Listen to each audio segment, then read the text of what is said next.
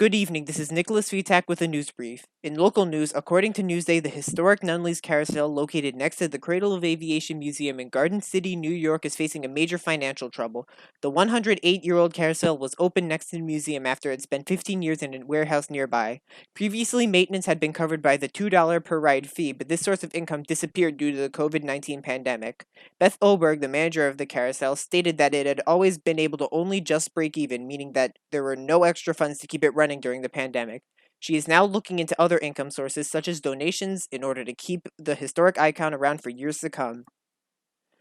In national news, according to the New York Times, an NYPD officer was arrested based on accusations that he is a Chinese spy. The officer, by Majde Angwang, was allegedly providing information about Tibetans living in America to officials at the U.S. Chinese consulate. Angwang was born in China, is ethnically Tibetan, and is a naturalized U.S. citizen. Due to the discovery of Angwang spying, many questions have been raised regarding just how much the Chinese government has insight into the country and how much American Tibetans are surveillance. In regional news, according to the Daily News, a Manhattan subway train was derailed this Sunday.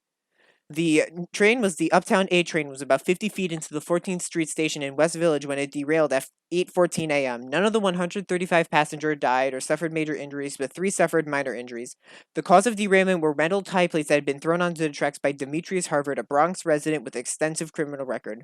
Harvard was reported to have been laughing just before throwing the tie plates. He has been taken into custody by the NYPD. The derailment is one of the worst to happen in NYC in years, with hundreds of feet of third rail being destroyed and 200 feet of tracks sustaining heavy damage. And finally, in ESU news, according to the Weekly Warrior Notes, there will be a 25% off sale on sweatpants, cold weather gear, and outerwear at the ESU bookstore, a great deal for anyone who's still on campus. In addition, the annual event Warrior Got Talent will be held virtually this year. Submissions should be sent via email and are due on October 9th. The videos will be posted on SAA's YouTube channel for students to vote on, with the winners being announced on October 16th.